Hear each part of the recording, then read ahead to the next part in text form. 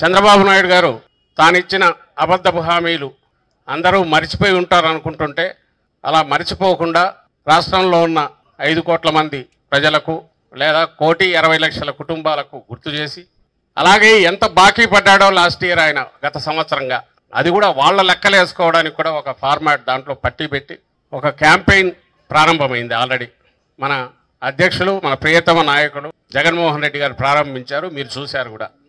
అందులో భాగంగా ఉమ్మడి అనంతపురం జిల్లాలో కూడా ఈరోజు అది లాంచ్ చేస్తున్నాం. ఆ కార్యక్రమం కూడా ఇక్కడ ఉంది. అదొక మంచి సందర్భం. సో ఈ సందర్భంగా ఇక్కడ మీరందరూ వచ్చారు. ఏం మాట్లాడాలంటే నిజంగా అర్థం కావడం లేదు. ఎందుకంటే గతంలో మనం ప్రభుత్వంలో ఉన్నప్పుడు 5 ఏళ్ల పాటు 19 నుంచి 24 వరకు జగన్మోహన్ రెడ్డి గారు ఏమేం చేశారో చిట్టా విప్పి చదవాలంటే రోజంతా సరిపోయేది కాదు. ఇప్పుడు చంద్రబాబు నాయుడు ఏమేం చేయలేదు, అలాగే ఎలా మోసాలు చేశాడు, ఎంత దుర్మార్గంగా వ్యవహరిస్తున్నాడు, వ్యవస్థలన్నింటినీ ఎట్లా భ్రష్టు పట్టించారు, ఇవి చెప్తూ పోవాలంటే బహుశా వారమైనా సరిపోయట్లేదు. జగన్మోహన్ రెడ్డి గారు 10 ఏళ్ళు 15 ఏళ్ళు ముందుకు తీసుకెళ్తే 5 ఏళ్లలో ఒకేసారి 15 ఏళ్ళు వెనక్కు సంవత్సరంలోనే తీసుకెళ్ళగలిగిన ఘనత చంద్రబాబు నాయుడు సాధించినాడు. ఆ రకంగా రికార్డ్ అయింది.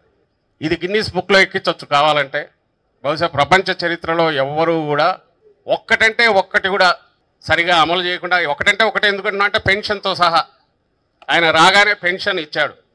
కానీ 5 లక్షల మందికి ఇప్పుడు ఎగనామం పెట్టాడు. అది 10 లక్షలు టార్గెట్ అంటున్నారు. ఇంకొక 5 లక్షల మందో కొత్తగా పెరగాల్సింది పోనిచ్చి ఉన్న వాటికి కోత పెడుతున్నాడు. ఇంకా మిగిలినవి ఏదీ లేదు, అమలు కాలేదు. ఇంకో పక్క ఇది క్వశ్చన్ చేయకుండా ఇంతకుముందు మిథున్ అన్నట్టు రోజుకు తెస్తే కనీసం 1000 సార్లు, మొన్న ఏదో మీటింగ్ వల్ల జరిగితే 1000 సార్లు అంటారు. ఎవడో రికార్డు తీశాడు, 1, 2, 3 అందరూ వక్తలందరూ మాట్లాడేవి చేస్తే 1000 సార్లు జగన్నామ స్మరణ, జగన్ జగన్ జగన్ జగన్ జగన్. ఇంకా మనమే ప్రభుత్వంలో ఉన్నామేమని డౌట్ వస్తుంది అది వింటుంటే. మనం ప్రతిపక్షంలో ఉన్నాము, ఆయన ప్రభుత్వంలో ఉన్నాడు చంద్రబాబు నాయుడు. ఆయన ఇచ్చిన హామీలు అమలు చేయాలనే స్పృహ లేకపోగా ఇది ఎవరూ ప్రశ్నించకూడదు అనే ఉద్దేశంతో ఇప్పటికీ జగన్మోహన్ రెడ్డి గారి వ్యక్తిత్వ హననం లేదా ఆయన్ను ఏ రకంగా బయటకు రాకుండా చూడాలి, లేదా ఆయన చుట్టూ ఉండే వాళ్ళను ఎట్లా జైళ్ల పాలు చేయాలి, ఆయన వెంబడి ఉండే లక్షలాది కార్యకర్తలను జైళ్లు పట్టవు లేకుంటే అందరినీ పెట్టాలని ఆయన కోరిక. మొత్తం వైఎస్ఆర్సీపీలో ఉండే వాళ్ళు మొత్తం జైళ్ళల్లో పెట్టాలనేది ఆయన కోరిక. సరే మనం చెప్పాలి, నువ్వు పెట్టేందుకు మేమే వస్తామనాల్సిన రోజు వచ్చేటుంది. జైలు బరోలాగా మనమే బయలుదేరాల్సి వచ్చేటుంది కొద్ది రోజులు అయితే. నువ్వు అంత కష్టపడడం ఎందుకు, మేమే వస్తామని. కానీ గోడకు బంతిని కొడితే లేదా నొక్కి పెడితే ఎట్లయితే అంతకు 2 ఇంతలు దీంతో తగులుతుందో అది ఈరోజు వైఎస్ఆర్సీపీ పార్టీ కార్యకర్తల నుంచి, నాయకుల నుంచి, మొత్తం శ్రేణులు ప్రజల నుంచి కూడా తనకు తగులుతోంది. తనకు అర్థం కావట్లా. మామూలు ఏడాదికి ఎన్నికల వాతావరణం రాకూడదు, ఆ వేడి పుట్టకూడదు. కానీ ఏడాది రాగానే అది వచ్చేసింది. ఏడాదికి ఏ ప్రభుత్వం కూడా మాది అయిపోయింది ఇంకా వైండప్ చేసుకోవాలని ఎవరు అనుకునే పరిస్థితి ఉండదు. కానీ ఈ ప్రభుత్వానికి అది వచ్చేసింది. ఇంకా నెక్స్ట్ ఎలాగో రామ్ అనేది తెలుసో ఈ 4 ఏళ్లలోనూ ఎన్నాళ్ళు ఉంటే అన్నాళ్ళు ఎన్నికలు వచ్చేంత వరకు ఎంత వీలైతే అంత, ఎన్ని తరాలకు వీలైతే అన్ని తరాలకు ఎట్లా సంపాదించుకోవాలనే దాంట్లో పైనుంచి కింది వరకు ఒక మాఫియా ముఠాలాగా తెలుగుదేశం పార్టీ నాయకులు అంటే పైనున్న అధినాయకుడితో మొదలుపెట్టి గ్రామస్థాయి వరకు కిందిదైతే మేము చెప్పాల్సిన అవసరం మీకే తెలిసింటుంది ఎట్లా జరుగుతుందనేది. అడ్డంగా మట్టితో సహా మద్యం మట్టి ఇది అది లేకుండా మింగేస్తున్నారు. మేము రామని వాళ్ళే కూడా చెప్తున్నారు ప్రైవేట్ టాక్లో, మళ్ళీ వస్తే కదా అనేది పరిస్థితి ఇది. కానీ నువ్వు వచ్చినా రాకపోయినా నువ్వు ఇచ్చిన హామీల గురించి అయితే నువ్వు పూర్తి చేయకపోతే ప్రజలు నిన్ను వదలరు. ఆయన ధైర్యం ఎలాగో రికాల్ చేసే సిస్టమ్ లేదు, మధ్యలో వెనక్కు తీయలేరు. 5 ఏళ్ళు అయితే నాకు ఎన్నికలు వచ్చేంతవరకు ఎవరు ఏం చేయలేరు అనుకుంటున్నారు. కానీ వైఎస్ఆర్సీపీ లాంటి ప్రజాపక్షం నిలబడే పార్టీ ఉన్నన్నాళ్ళు, మనం ఎన్ని కష్టాలు పడినా ప్రజల కోసం నిలబడే పార్టీ ఉన్నంతకాలం ప్రజలు ప్రతి క్షణం అలర్ట్గానే ఉంటారు. ఆ ప్రెజర్ తీసుకొస్తూనే ఉంటారు. ఆయన మెడలు వంచే ప్రయత్నం చేస్తూనే ఉంటారు.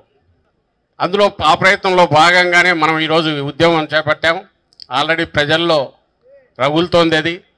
వాళ్ళు రేపు నిలదీస్తారు. ఈ జూలై 1 నుంచి టీడీపీ నాయకులు మంత్రులు అందరూ వస్తారంట ఇంటింటికి, గడప గడపకు వెళ్ళమని చెప్పాడు. ఈ సంవత్సరంలో ఏమేమి ఘనకార్యాలు చేశామో జనానికి చెప్పండి అని ఆయన పంపిస్తున్నాడు చంద్రబాబు నాయుడు గారు. ఆ రోజుకు ప్రతి ఇంట్లో వాళ్ళు ఇంతకుముందు ఇచ్చిన ఎన్నికలకు ముందు టీడీపీ కార్యకర్తలు చంద్రబాబు నాయుడు బాండు ఇచ్చిన బాండును త్రికరణ శుద్ధితో అమలు చేస్తానని ఏదైతే ఇచ్చారో, ప్రతి ఇంట్లో మీ ఇంట్లో ఎంతమంది సభ్యులుంటే ఏమేమి వస్తాయని లెక్కగట్టి వేసి ఇచ్చారో, లేదా టెక్నాలజీని ఉపయోగించి ఓటీపీ కూడా తీసి నమ్మబలికారో, సంవత్సరానికి ఎంత వస్తుంది, 5 ఏళ్లకు ఎంత వస్తుందని అవన్నీ కూడా బయటికి తీసి పెట్టుకొని వచ్చిన వాళ్ళని నిలదీయాలి. ఈ కార్యక్రమం ఏదైతే మనం చేపట్టామో, ఇది చేపట్టకపోతే ఆయన చంద్రబాబు నాయుడు తనకున్న ప్రచార సాధనాలతో, అవి ఆ మీడియా కావచ్చు, దానికి మించి టెక్నాలజీని యూజ్ చేసి ఆయన సోషల్ మీడియా పేరుతో వందలాది ఫేక్ యూట్యూబ్ ఛానళ్ళు పెట్టుకొని నడుపుతున్న ఒక ప్రచార యంత్రాంగం పెద్ద మెషిన్ లాగా నడుస్తున్నది కావచ్చు.